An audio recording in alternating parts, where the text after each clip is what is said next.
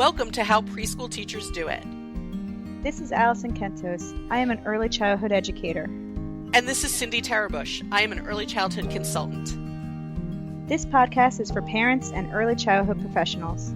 Let our experience and research-based knowledge become your guide.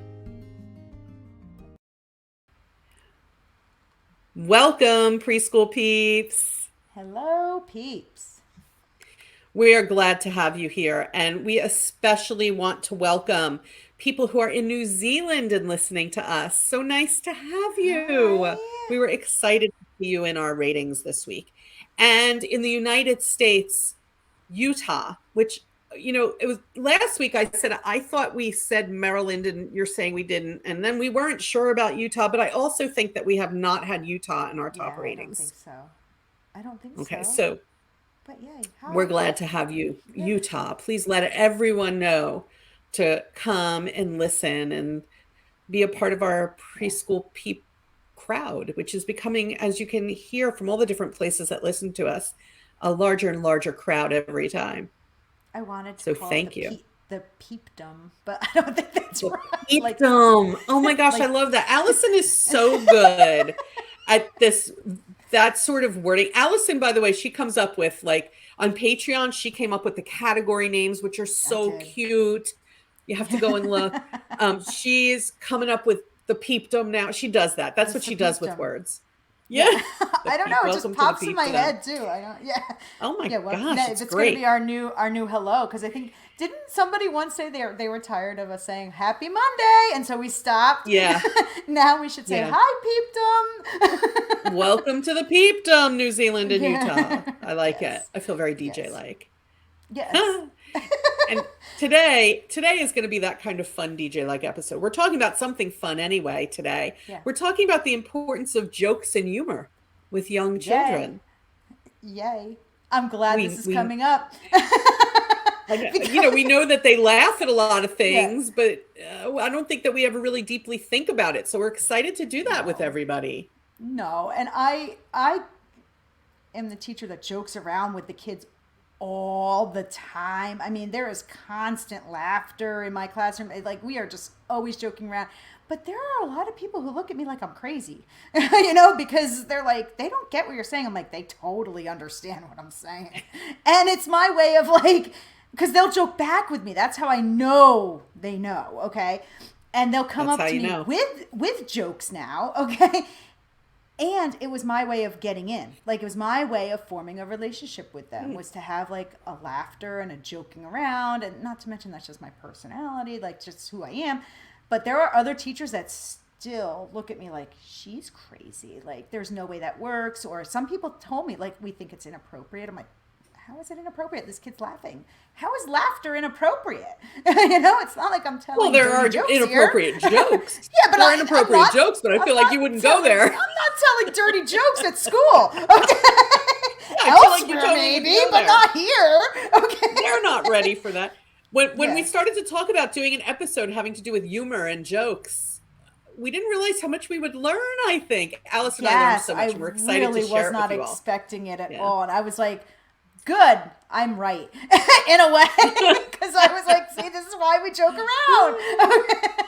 This is why we joke around. Because what I learned from researching this is that children will find funny what they are developmentally kind of learning at the time. So, like, children who are young who play peekaboo, they think that is hilarious. I mean, like, really funny. And that's because they're learning that, you know, people and objects exist even though they can't be seen, and they just think it's funny. But they don't find it funny when they're 3 because they've already done that. You know, they've mastered it, and so it's not funny anymore. You know, 6-year-olds think it's really funny to do all these punny jokes and like play on words, which is probably why I get along really well with 6-year-olds, because look at me. But that's because they're learning how to read and how to use words and how to write and how to speak, you know, at a higher level. So I found that very it's what they're focused on. Does this explain does this explain all the potty talk that happens At like, Yes. how old are they when the potty talk Two- starts? Around two somewhere or around 2.5, three. 3 years old. Yeah, they think it's really funny to tell all these bathroom jokes or say potty words. They think it's funny. And I don't know how many times I have to say sometimes, like, we don't use potty words at school, kind of thing. Okay. When they get older, they usually don't care. They don't think it's as funny, to say poop or something. You know what I mean? Like, they just don't think it's funny. But for a 2-year-old, that's hilarious.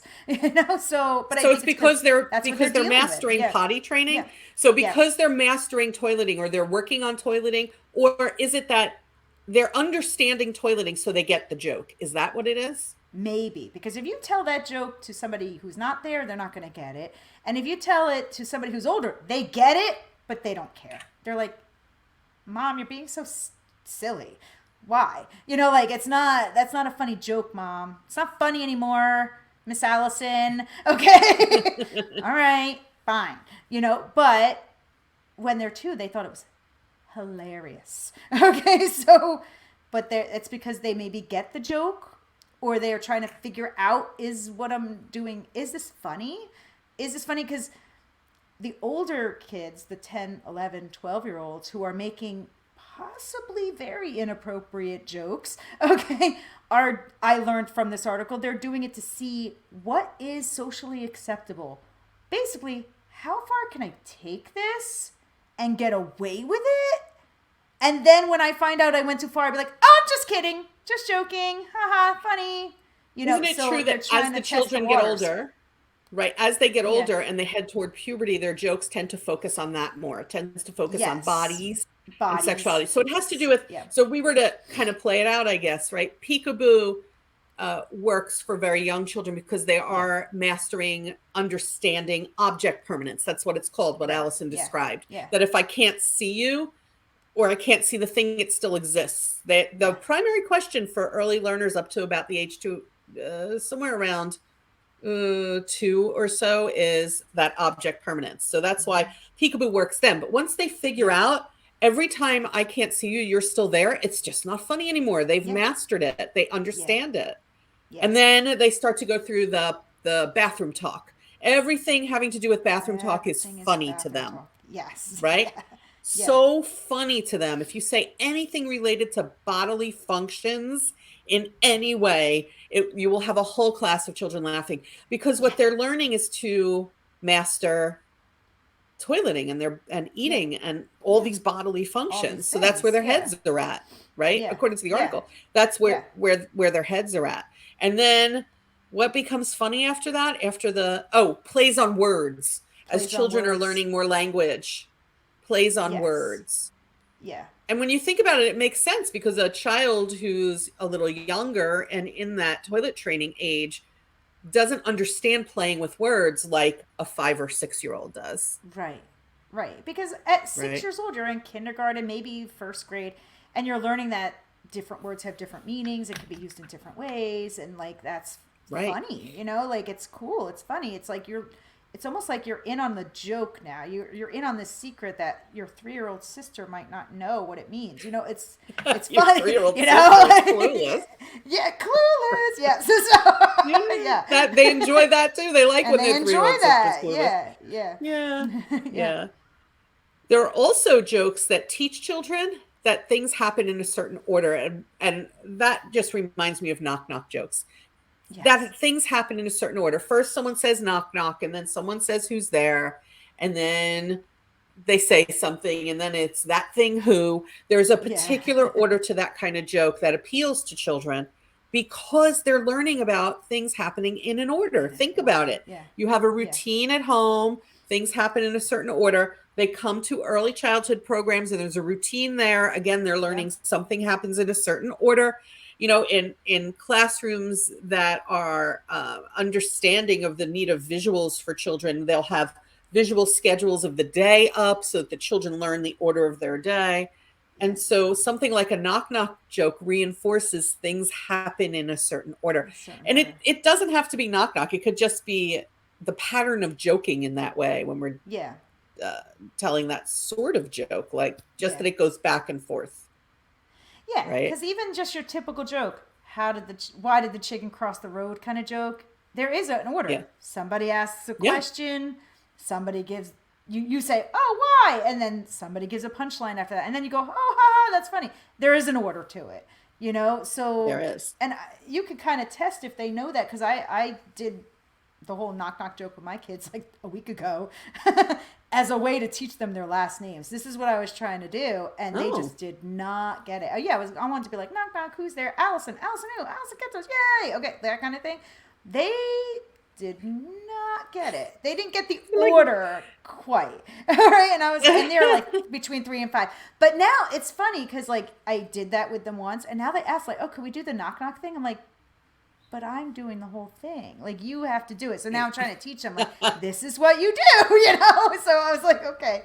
But you can kind of test, like, are they ready for that or not? I wasn't even trying to do it as a funny thing. I was just trying to do it as, like, a way to teach them their last names.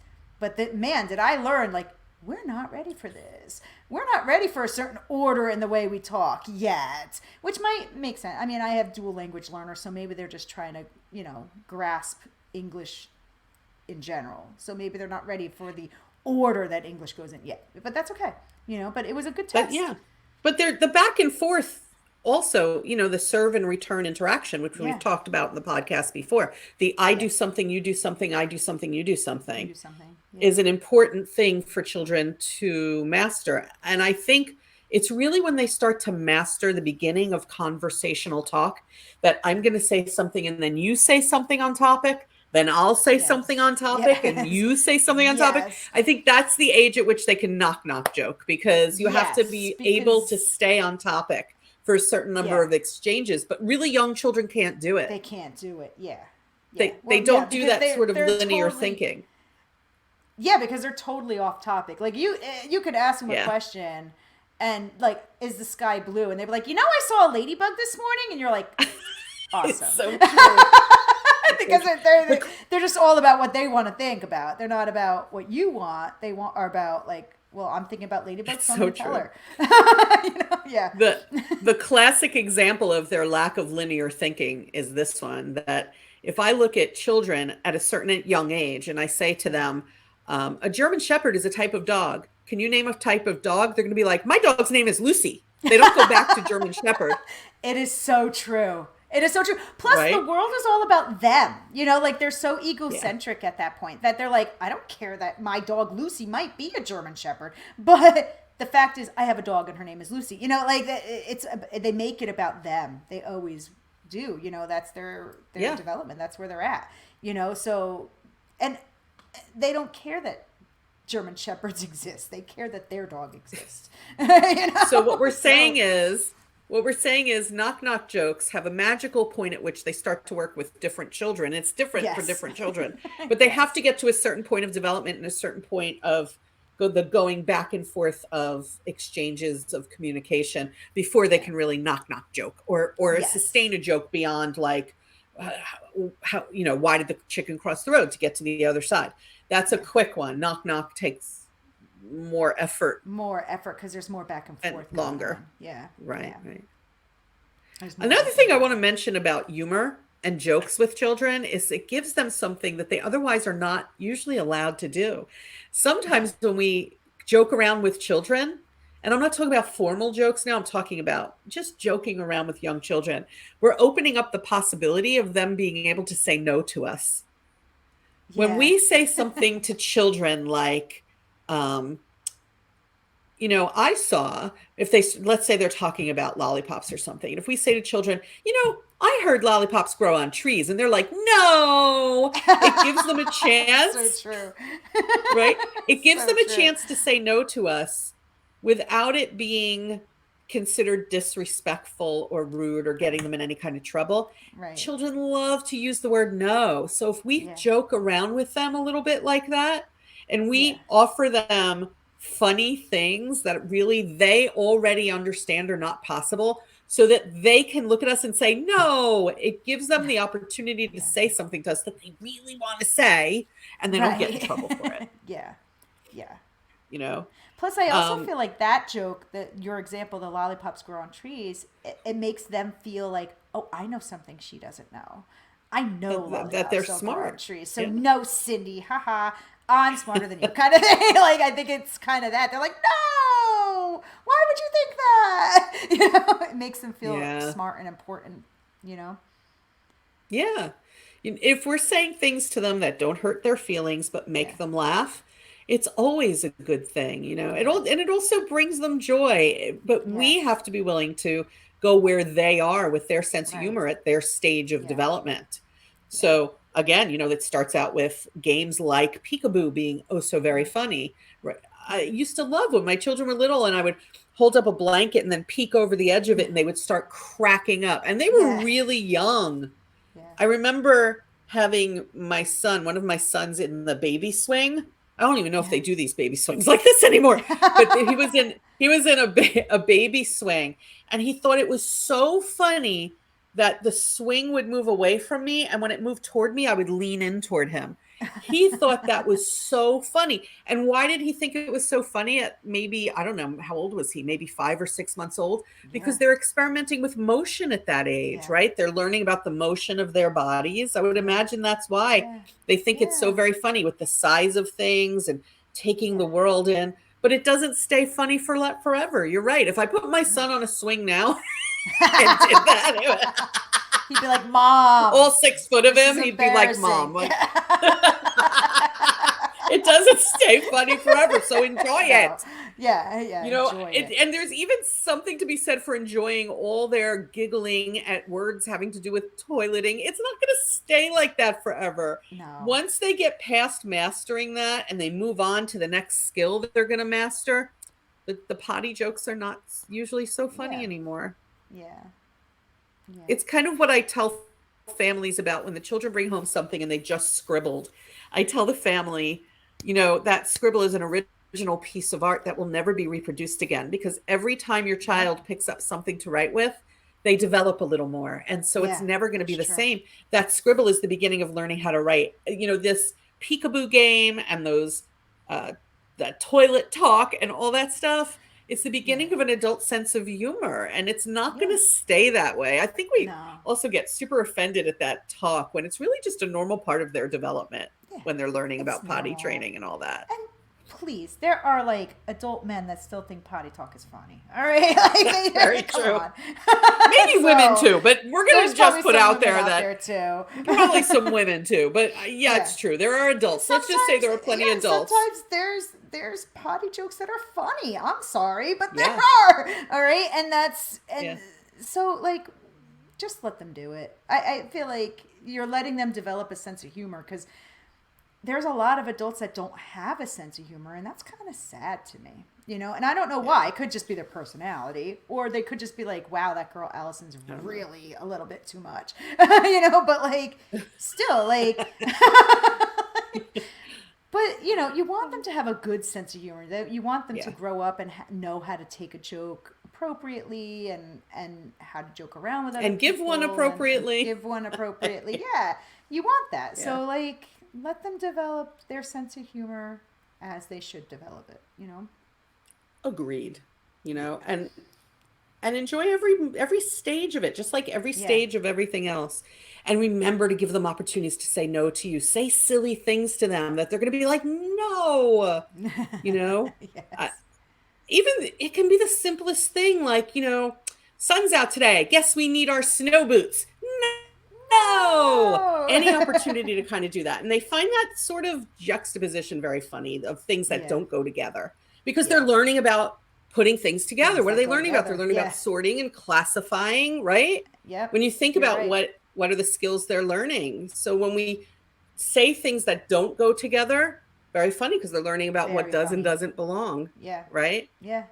Yeah. So funny. Well, I hope this helped to teach everybody a little something about humor with children.